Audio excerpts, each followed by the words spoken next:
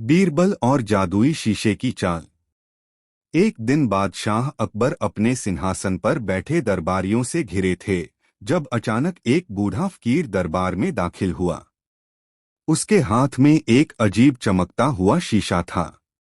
फकीर ने कहा, जहांपनाह, ये जादुई शीशा है।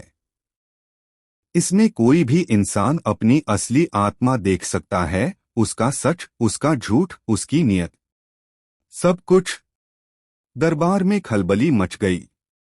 मंत्री, सेनापति, दरबारी सब अपनी जगह पर सहम गए। अकबर को बात में दिलचस्पी आई। उन्होंने शीशा मंगवाया और पूछा, क्या ये सच में किसी की आत्मा दिखा सकता है? फकीर बोला, हाँ जहांपनाह, लेकिन ये शीशा किसी भी कपटी या झूठे आदमी को अपना चेहरा नहीं दिखाता।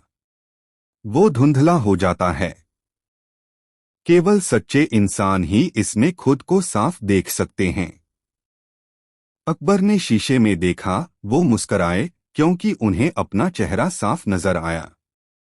अब बारी आई बीरबल की। सबकी निगाहें उस पर टिक गईं। बीरबल ने मुस्कराते हुए शीशा लिया और उसमें झांका। वह चुपचाप शीशा देखकर मुस्कराता रहा, लेकिन उसने कोई प्रतिक्रिया नहीं दी। तभी फकीर बोला, बीरबल साहब, आपको क्या दिखा? बीरबल बोला, मुझे तो बस एक चालाक जाल नजर आया। पूरा दरबार चौंक गया। अकबर बोले, क्या मतलब है तुम्हारा, बीरबल? बीरबल ने कहा, जहांपनाह, मुझे शक है कि ये शीशा जादुई नहीं बल्कि कोई चाल है। कोई ऐसी साजिश जो किसी खास को फंसाने के लिए रची गई है। फकीर का चेहरा पीला पड़ गया। उसने शीशा अपने पास खींच लिया और अचानक जोर से बोला, जिसने इस शीशे की सच्चाई खोल दी वही असली दुश्मन है। और ये कहकर वह फकीर दरबार से भाग निकला। अकबर ने तुरंत पहरेदारों को उसे पकड़ने का आदेश दिया, लेकिन जैसे ही सिपाही दरवाजे तक पहुंचे, फकीर धुएं में बदल गया और हवा में गायब हो गया। सब भौंचक्के थे। बीरबल कुछ सोच में डूब गया। तभी उसने धीरे से कहा, जहांपनाह, ये फकीर नहीं था। ये तो किसी बड़े खेल का पहला मोहरा था। और शीशा शायद अब भी कोई राज छुपाए हुए है। कहानी जारी है। अगले भाग में बीरबल और शीशे के पीछे छुपा विषय 2, बीरबल की खोई हुई परछाई। अगला भाग बेहद रहस्यमयी होगा, जहां बीरबल को पता चलेगा कि उसकी परछाई अचानक गायब क्यों हो गई। बीरबल और जादुई शीशे की चाल। भाग 2, बीरबल की खोई हुई परछाई। दरबार में जादुई शीशे वाला फकीर गायब हो चुका था, लेकिन उसके पीछे कई सवाल छोड़ गया था। बीरबल उस रात सो नहीं सका। उसके मन में एक अजीब बेचैनी थी। वो शीशा अब राजमहल के तहखाने में बंद कर दिया गया था, लेकिन बीरबल जानता था मामला उतना सीधा नहीं है। सुबह जब बीरबल आईने के सामने खड़ा हुआ तो उसका दिल धक से रह गया। उसकी परछाई गायब थी। ये कैसे हो सकता है? उसने बुदबुदाकर कहा। वो दीवार के सामने गया, मशाल जलाई, पर दीवार पर कुछ नहीं। एक इंसान की परछाई अगर न हो तो या तो वो इंसान नहीं, या फिर उसकी आत्मा किसी ने कैद कर ली है। बीरबल ने उसी क्षण महल से निकलने का निश्चय किया। उसने अपने भरोसेमंद सेवक जुम्मन को साथ लिया और निकल पड़ा उस फकीर की तलाश में। राजधानी से दूर, जहां जंगलों की परछाइयां खुद भी डरती थीं, वहां एक पुराना खंडहर था, छायागढ़। कहा जाता था कि वहां ऐसी आत्माएं बसी हैं जिनकी परछाई कभी वापस नहीं आई। बीरबल और जुम्मन उसी दिशा में बढ़े। रास्ते में उन्हें एक अजीब बच्चा मिला जो एक पुराने पीतल के शीशे से खेल रहा था। बच्चा बोला, अगर परछाई चाहिए तो खुद को खुद में ढूंढो। बीरबल चौंका। ये बच्चा कौन है और ये क्या कह रहा है? बीरबल ने उससे पूछा। तू। बीरबल और जादुई शीशे की चाल। भाग 3। बीरबल और परछाई चुराने वाला दर्पण राजकुमार। बीरबल गुस्से में था, खुद पर, उस फकीर पर और उस अदृश्य ताकत पर जिसने उसकी परछाई छीन ली थी। लेकिन अब खेल और गहरा हो गया था। जब वो राजधानी वापस पहुंचा तो उसने देखा कि महल की दीवारों पर काली परछाइयां मंडरा रही थीं। लेकिन ये परछाइयां किसी इंसान की नहीं थीं। अकबर की तबीयत भी अजीब हो चुकी थी।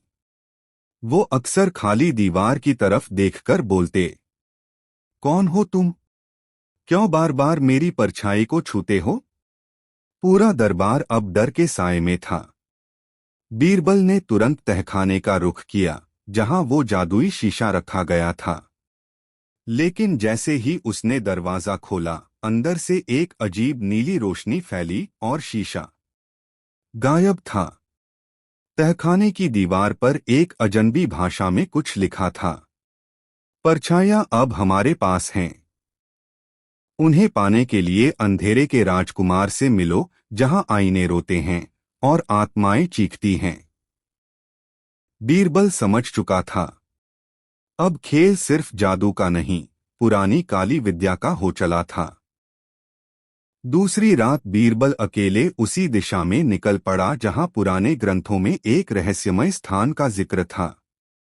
दर्पणपुर, वो जगह जहां हर आईना जीता है और हर परछाई के बदले कीमत वसूली जाती है।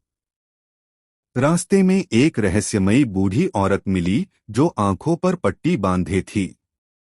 उसने बीरबल का हाथ पकड़ा और कहा, तू उस राजकुमार से मिलने जा रहा है जिसकी आंखें दर्पण हैं और जो तुम्हारे चेहरे नहीं, तुम्हारी सच्चाई चुरा लेता है। बीरबल घबरा गया। कौन है ये राजकुमार? बूढ़ी बोली, वही जो कभी खुद एक राजा का परछाई था और आज हर परछाई का मालिक बन बैठा है। अगली सुबह बीरबल एक गुफा के मुहाने पर पहुंचा। वहां से आती एक अजीब सी फुसफुसाहट सुनाई दी। बीरबल, हम तेरी परछाई के बिना अधूरे हैं। अंदर आओ। लेकिन ध्यान रहे, जो तुम देखोगे वो तुम्हारी आत्मा को चीर देगा। बीरबल जैसे ही अंदर कदम रखता है, अचानक चारों ओर हजारों आईने उभर आते हैं।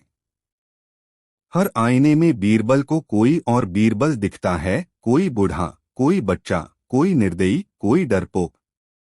और उन सबके बीच एक सिंहासन पर बैठा था दर्पण राजकुमार, जिसके चेहरे पर बीरबल की ही मुस्कान थी, लेकिन उसकी आंखों में सिर्फ अंधकार।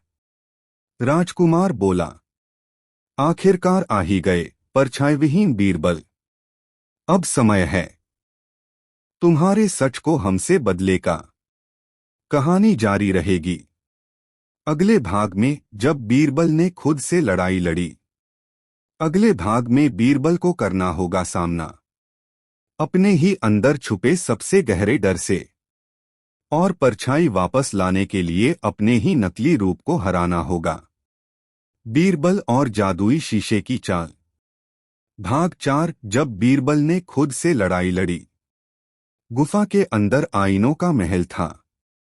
हर दीवार, हर छत, हर जमीन सिर्फ और सिर्फ शीशों से बनी थी। हर शीशा बीरबल को किसी और शक्ल में दिखा रहा था। कोई उसकी हंसी को ताना बना रहा था, कोई उसकी आंखों में छिपे डर को उजागर कर रहा था। बीचों बीच सिंहासन पर बैठा दर्पण राजकुमार बीरबल को देखकर मुस्कराया।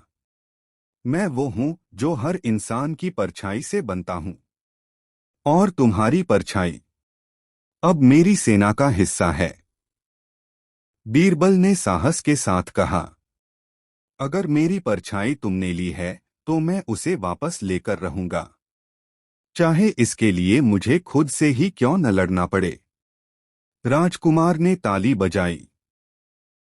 अगले ही पल एक आईना टूटा और उसमें से बीरबल का ही एक परछाई रूप बाहर आया। पर वो बीरबल नहीं था। वो एक निर्दयी, चालाक और लालची बीरबल था, जिसकी आंखों।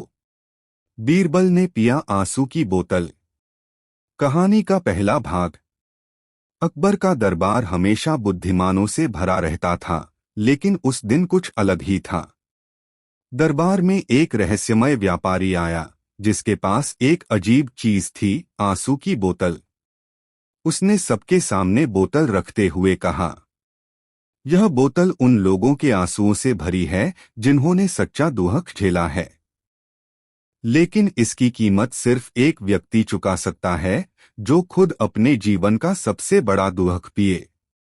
अकबर चौंके। ये कैसी विचित्र बात है? व्यापारी बोला, यह कोई आम आंसू नहीं है। ये उन लोगों की भावनाएं हैं जो कभी किसी से नहीं कहे गए। जो इस बोतल को पी लेगा, उसे उन सभी लोगों के दुहक का अनुभव होगा, और अगर वह टूट गया तो वो खुद को खो देगा। दरबार में सन्नाटा छा गया। कोई आगे नहीं बढ़ा। सेनापति पीछे हट गए, वजीर ने सिर झुका लिया। लेकिन तभी बीरबल मुस्कराया। जहां पनाह, यदि सच्चे दुहक को समझना ही इसका उद्देश्य है, तो मुझे इजाजत दीजिए। अकबर ने चिंतित होकर पूछा, बीरबल, तू पागल तो नहीं हो गया? अगर ये कोई जादू है तो? बीरबल ने शांत स्वर में कहा, अगर हम दूसरों के दुहक को समझना नहीं चाहते, तो फिर हमारा इंसान कहलाना ही व्यर्थ है। और बिना एक पल गवाए बीरबल ने बोतल उठाई और एक घूंट पी लिया। अगले ही पल कुछ अजीब हुआ। बीरबल की आंखें बंद हो गईं। उसका चेहरा पीला पड़ गया और वो जमीन पर गिर पड़ा। दरबारियों ने दौड़कर उसे उठाया।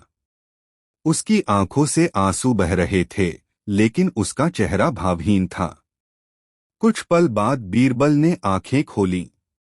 जहां पनाह, उसने कांपती आवाज में कहा, मैंने कुछ ऐसा देखा है जो शायद इस दरबार से जुड़ा है, लेकिन भविष्य में घटने वाला है। अकबर सन्न रह गया। क्या देखा तुमने, बीरबल? बीरबल बोला, एक दरबार जो हूबहू इस दरबार जैसा है, लेकिन उसमें बैठे लोग नकली हैं। एक नकली बादशाह, नकली बीरबल, नकली फतेहपुर सीकरी, और वहां मैं एक पिंजरे में कैद हूं। सब दंग रह गए। अकबर ने पूछा, ये कैसे हो सकता है? बीरबल की आवाज टूट रही थी। और सबसे डरावनी बात, वहां एक दरबारी है जो सब कुछ जानता है, लेकिन चुप है, क्योंकि उसका नाम ही है सन्नाटा। कहानी जारी है। अगले भाग में बीरबल और सन्नाटा दरबारी की गूंगी गवाही। क्या बीरबल ने जो देखा वह भविष्य की झलक थी, या कोई चाल है जो समय के साथ खुलेगी? अब दरबार के हर चेहरे पर सवाल है, क्या मैं असली हूं या कोई परछाई? बीरबल ने पिया आंसू की बोतल। भाग 2, बीरबल और सन्नाटा दरबारी की गूंगी गवाही। बीरबल अभी भी बेहोशी और होश की सीमाओं पर झूल रहा था, लेकिन उसकी आंखों में जो डर था, वो किसी साधारण स्वप्न का नहीं था, वो किसी छिपे हुए सच की दस्तक थी। अकबर ने गंभीर होकर पूछा, बीरबल, तुमने कहा कि तुमने एक नकली दरबार देखा और एक दरबारी सन्नाटा। ये कौन है? बीरबल बोला, जहांपनाह, सन्नाटा कोई आम दरबारी नहीं है। वो बोलता नहीं, पर सब कुछ जानता है। वो उस नकली दरबार का पहरेदार है, और शायद वही मेरी परछाई को कैद करके रखे हुए हैं। तभी महल के मुख्य द्वार पर एक सेवक दौड़ता हुआ आया। जहांपना, राजमहल के पुराने तहखाने से एक दरबारी मिला है, जो बोलता नहीं, कुछ कहता नहीं, बस खड़ा खड़ा बीरबल को घूरता रहता है। सारे दरबारी कांप उठे। अकबर ने आदेश दिया, उसे तुरंत दरबार में लाओ। कुछ ही देर में 2 सिपाही एक अजीब से व्यक्ति को लेकर आए। उसकी आंखें खाली थीं, चेहरे पर कोई हाव भाव नहीं था और वो बिल्कुल शांत था। इतना शांत कि लगता था जैसे